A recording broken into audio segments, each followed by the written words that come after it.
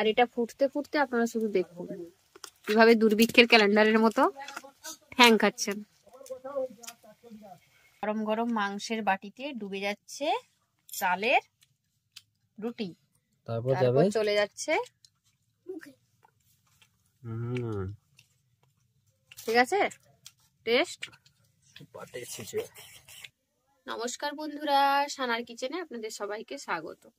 আজ আবার চলে এলাম আপনাদের সঙ্গে একটা দারুণ রেসিপি বা রান্নার ভিডিও নিয়ে। শীত তো খুব ভালোভাবে কনকনিয়েই পড়েছে, আবার মাঝে মাঝে একটু কমেও যাচ্ছে। তবে এই শীতে এখনো পর্যন্ত আমাদের বাড়িতে চালের রুটিটা হয়নি। অন্যান্য পিঠে টুকিটাকি বাড়িতে হয়ে থাকলেও চালের রুটি এখনো পর্যন্ত তৈরি করিনি, তাই ভাবলাম আজকে একটু চালের রুটি বানাই। আর চালের রুটির সঙ্গে কষা কষা মাংস থাকলে তো আর কোনো কথাই হবে না, তাই চালের রুটি আর কষা মাংস বানাবো। তাই ভাবলাম আপনাদের সঙ্গেও শেয়ার করি, তাই চলে এলাম আপনাদের সঙ্গে রান্নাটা শেয়ার করতে। প্রথমেই চালের রুটির জন্য কড়াইয়ের মধ্যে জল দিয়ে দিচ্ছি।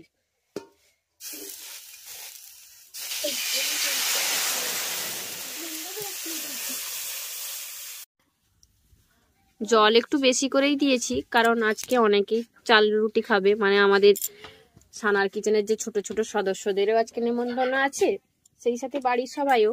তার উপরে বাপি আবার বলে গেছেন আমাকে কিন্তু 20টা পিস রুটি দিতে হবে, তাই আমিও বাপিকে বলেছি 20টা পিস রুটি না খেতে পারলে তোমাকে কিন্তু আরো একদিন আমাদেরকে মাংস এনে দিতে হবে, আবার আমরা চালের রুটি আর মাংস খাবো। দেখা যাক কে কতগুলো রুটি খেতে পারে।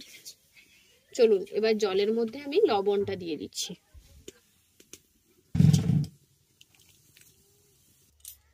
খুব ভালোভাবে লবণ দেওয়ার পরে জলটাকে ফুটিয়ে নিয়েছি, জল পুরো গপ গপ করে ফুটে উঠেছে। এবার এর মধ্যে আমি অল্প অল্প চালের গুঁড়ো দিতে থাকবো। আর মা এসছেন, মা এখানে আজকে মানে ডোটা তৈরি করবেন। তোমাকে কি ঠান্ডা লাগছে?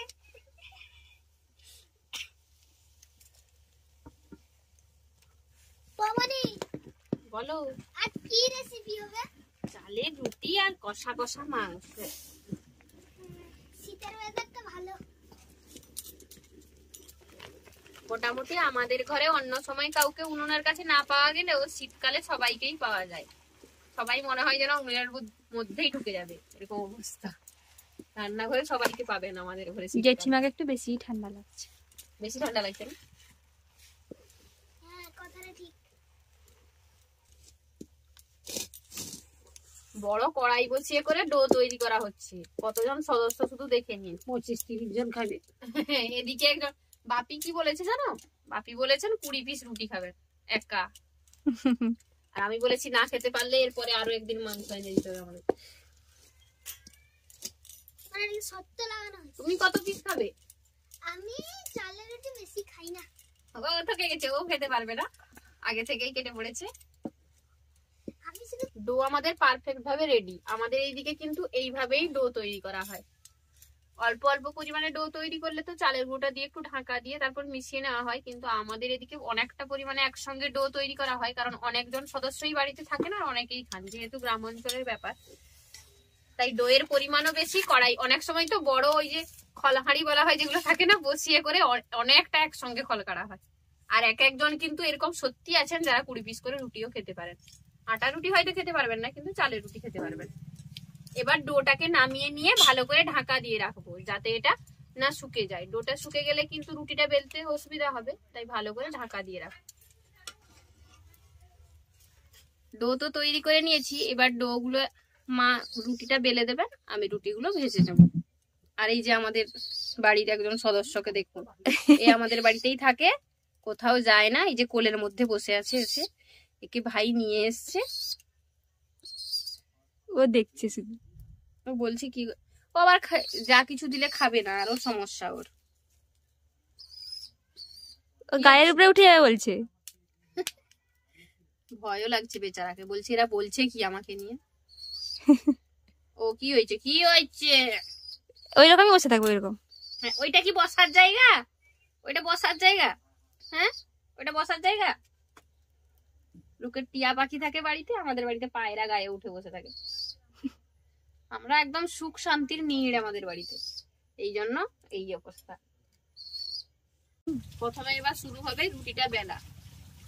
অল্প পরিমাণে ডো নিয়ে সেটাকে খুব ভালোভাবে মথে নিতে হবে। অল্প অল্প চালের গুঁড়ো হাতে লাগিয়ে নিচ্ছেন, দিয়ে ভালো করে মথে নিচ্ছেন যাতে হাতের মধ্যে বেশি না লেগে যায়। এবার মথে নেওয়ার পরে তার থেকে লেচি কেটে নিয়ে তারপর রুটিটা বেলা হবে।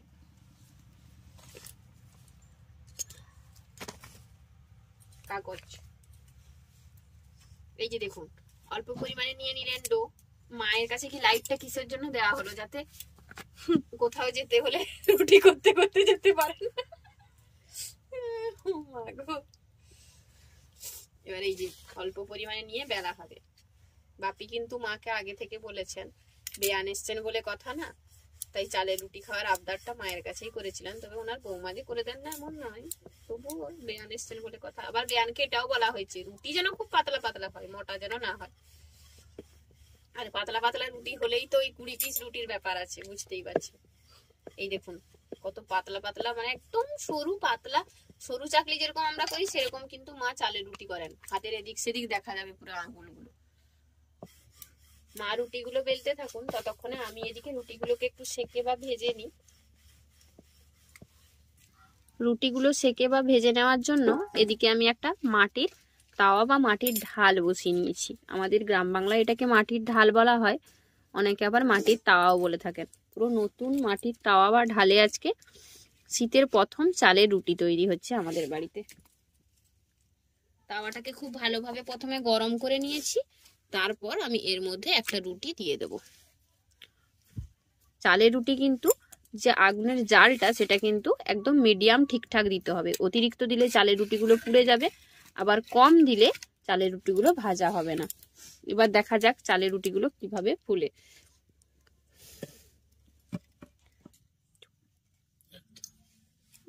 রুটি উল্টে দিয়েছি, প্রথম রুটির এই অবস্থা। প্রণাম করে নি বাবা রুটিকে আমি, কারণ প্রথম রুটি যদি ভালো হয়, সত্যি কথা বলতে রুটি করার মজাটাই কিন্তু বেড়ে যায়। প্রথম রুটি আমাদের একদম পারফেক্ট ভাবে তৈরি হয়েছে। আর চালের রুটির একটা কিন্তু খুব ভালো দিক হলো, চালের রুটি কিন্তু বেশিবার উল্টোতে পাল্টাতে হয় না, একবার উল্টে দিলেই হয়। এবার প্রতিবারে কিন্তু এটা খুব ভালোভাবে মনে রাখতে হবে, চালের রুটিটা তুলে নেওয়ার পর ঢাল বা তাওয়াটাকে খুব ভালোভাবে মুছে নিতে হবে। দিলেই কিন্তু আরেকটা রুটি যখন দেবেন তখন চালের গুঁড়োটা যে থেকে যায় সেটার জন্য রুটিটা কালো হবে না। একটা তুলে নেওয়ার পর ভালোভাবে মুছে নিয়ে আবার আমি আরেকটা দিয়ে দিলাম।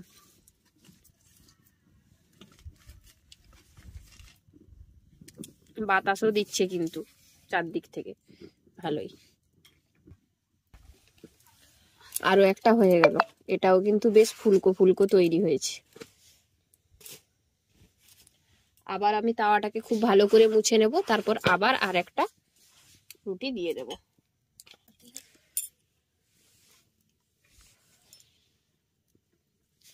একইভাবে সমস্ত রুটিগুলোকে এইভাবে ভালো করে সেঁকে নেব। রুটিগুলো সেঁকা হয়ে গেলে তারপরই কিন্তু মাংসটা বসাবো। সমস্ত রুটিগুলো করে নিয়েছি। রুটির আর ভিডিওটা বেশিক্ষণ দেখাইনি, কারণ ভিডিওটা অনেক বড় হয়ে যাচ্ছে, তার জন্য সমস্ত রুটিগুলো করে নেওয়া হয়ে গেছে। লাস্টে আপনাদের দেখাবো কতগুলো রুটি হয়েছে। এবার মাংসটা রান্না করব, তার জন্য কড়াই বসিয়ে দিয়েছি। কড়াইয়ের মধ্যে দিয়ে দিচ্ছি সর্ষের তেল। খুবই সাদাসিধে ভাবে মাংসটা রান্না করব, তেমন কোনো মশলার ব্যবহার নেই। আদা রসুন পেঁয়াজ লঙ্কা এগুলোই। তেল খুব ভালোভাবে গরম করে নেব। তেল গরম হয়ে গেছে, এবার তেলের মধ্যে দিয়ে দেবো পেঁয়াজ কুচি। পেঁয়াজটা ভাজা হতে থাক, ততক্ষণে মাংসের মধ্যে লবণ আর হলুদটাকে মাখিয়ে নেব। লবণ আর হলুদটা আগে থেকে মাখিয়ে করে দিলে মাংসের মধ্যে কিন্তু হলুদ আর লবণটা খুব ভালোভাবে মিশে আর মাখানোটাও ভালো হয়। লবণ আর হলুদটাকে মাখিয়ে নেব, তারপর এদিকে মশলাটাও কষিয়ে নেব। আর এদিকে পেঁয়াজটাও কিন্তু ভাজা হয়ে এসেছে। পেঁয়াজ ভাজা হয়ে গেছে, এবার এর মধ্যে শুকনো লঙ্কা আদা রসুন বাটাটা দিয়ে দিচ্ছি।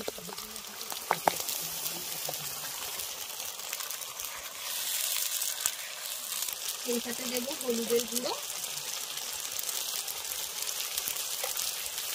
এখানে বেশি পরিমাণ হলুদের গুঁড়ো দিচ্ছি না, কারণ মাংসের মধ্যে তো আগে থেকে হলুদ আর লবণটা মাখিয়ে রেখেছি, তাই অল্প করেই দিলাম। আদাটা তেলে দেওয়ার পর যাতে তেলটা না ছেটায় তার জন্য। আজকে ঠান্ডার পরিমাণটা একটু কম বলো। না আমি উনুনের কাছে বসে আছি বলে। না একটু কম। রুটি সব কমপ্লিট হয়ে গেছে, রাতও হয়ে এলো। এবার মানে আসল যে ক্যামেরাম্যান চলে এসেছেন, লাস্টে এসে যাই হোক একটু করে দেবেন, তারপর বলবেন আমি এটা করেছি, আমি সেটা করেছি, আমি করেছিলাম বলে রান্নাটা এরকম হয়েছে, এরকম হয়েছে, সেরকম হয়েছে, অনেক রকম ব্যাপার শুনে নেবেন শুধু লাস্টে আর কি বলেছি। যেহেতু শুকনো লঙ্কা বাটা দিয়েছি, তাই আমি এখানে কাশ্মীরি লঙ্কার গুঁড়োটা অল্প পরিমাণে দিচ্ছি, কারণ লাল লঙ্কার গুঁড়োটা যদি দিই তাহলে অনেক ঝাল হয়ে যাবে, আর বাচ্চাগুলো আছে তো ওরা খেতে পারবে না। ওই জন্য এখানে কাশ্মীরি লঙ্কার গুঁড়োটাই দিলাম, যাতে একটু কালারটা ভালো আসে। এবার মশলাটাকে খুব ভালো করে কষিয়ে নেবো, যাতে মশলার কাঁচা গন্ধ চলে যায়। মশলা খুব ভালোভাবে কষিয়ে নিয়েছি, মশলা থেকে দেখুন খুব ভালোভাবে তেল ছেড়ে দিয়েছি। এবার আমি এর মধ্যে আগে থেকে যে লবণ আর হলুদ মাখিয়ে রেখেছিলাম মাংসটা, সেটা দিয়ে দেবো। আস্তে করবে, তোমার দিকে যাবে করলে, আমাকে একটা বেশি করে জল পড়ে গেল না। পছন্দ হবে। মাংসের সঙ্গে আলুও দিয়ে দেবো। আলু ছাড়া তো আমাদের মাংস মানে কারোরই পছন্দ নয়, মাংসের আলু সবার খুব প্রিয়, তাই আলুগুলোকে আগে থেকেই একটু বড় বড় করে কেটে রেখেছি, এগুলো দিয়ে দেবো। মাংস খুব ভালোভাবে কষানো হয়ে গেছে, মাংস রেডি। মোটামুটি মাংস রান্না হতে হতে যে কষানো হয়ে এসছে, ক্যামেরাম্যান ক্যামেরা রেখে দিয়ে মাংস খাচ্ছে, এই হচ্ছে কথা। বিড়ালগুলো অনেকক্ষণ থেকে সিগন্যাল দিচ্ছে, মাংস কিন্তু একদম রেডি। এবার যেহেতু চালের রুটি দিয়ে খাওয়া হবে, তাই ঝোল তো করতে হবে, তাই জল ঢাললেই রেডি হয়ে যাবে। অল্প পরিমাণে কষা মাংস বের করে নিয়েছি, এবার জল ঢেলে দেবো। আর আপনাদের যদি ক্যামেরাম্যানকে দেখাতে পারতাম তাহলে দেখাবো, দাঁড়ান জলটা দিয়ে দিই, তারপর আপনাদের দেখাচ্ছি ক্যামেরাম্যানের অবস্থাটা। দেখলেই আপনারা বুঝতে পারবেন কতটা পরিমাণে মাংস লোভী সঙ্গে আমি সংসার করছি। আর এটা ফুটতে ফুটতে আপনারা শুধু দেখুন কিভাবে দুর্ভিক্ষের ক্যালেন্ডারের মতো ঠ্যাং খাচ্ছেন। পুরো দুর্ভিক্ষের ক্যালেন্ডার মনে হচ্ছে, অনেকদিন হলো মাংস খাওনি, তোমাকে দেওয়া হয়েছে। আর এদিকে পেপারটা টাঙানো হয়েছে, প্রচুর বাতাস দিচ্ছিল। পুরো দুর্ভিক্ষের ক্যালেন্ডার মনে হচ্ছে, জানো, পুরো একদম খুব সুন্দর লাগছে তোমাকে। বাহ, বাচ্চা ছেলে ঠ্যাং পেয়েছে একটা, খাচ্ছে বসান স্টাইল। এবার সব শেষে ধনেপাতা কুচিটা দিয়ে দিলাম। শীতকালে মাংসের মধ্যে একটু ধনেপাতা পড়লে খেতে কিন্তু বেশ ভালো লাগে। এবার আমাদের খাওয়া দাওয়া শুরু হবে। সবার জন্য রুটি আর তরকারি বাড়া হয়ে গেছে, মানে বেড়ে নিয়েছি রুটি আর তরকারি। প্রথমে আমাদের হেড ম্যানেজারের কাছে পড়ে গেছে না, কতগুলো রুটি নিয়েছো দেখাচ্ছ নাকি? কতগুলো খাবো? দুটা তিনটা। তুমি বলেছো 10টা খাবে, তোমাকে 10টা দেওয়া হবে, তুমি চিন্তা করো। এবার সবার বাটিগুলো একটা একটা করে দিয়ে দিই। খাবার শুরু করে দিলাম নাকি? হ্যাঁ নিশ্চয়ই।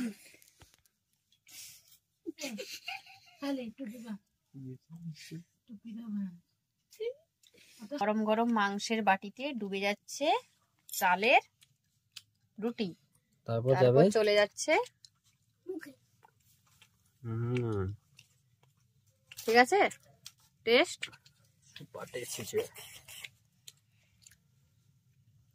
এই দেখুন বৌমানি, আমি তো লাস্টে আগুনগুলো চেটে চেটে খাবো। ম্যান যে 20 পিস রুটি খাওয়ার এখনো বসেননি। হ্যাঁ, ওগুলো তো 10 পিসের রয়েছে সবাই।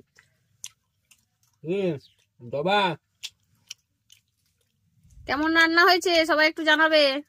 এই শীতের রাতে গরম গরম চালের রুটি, তার সঙ্গে গরম গরম মাংস, কেমন লাগছে? আমি তো বলেছি, আমি তো আঙুল চেটে চেটে খাবে, বুঝতে পারছো?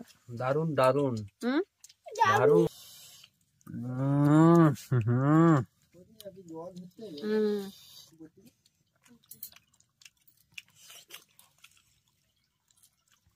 খাবে? খেয়ে নিচ্ছ একা? নাও নাও খাও।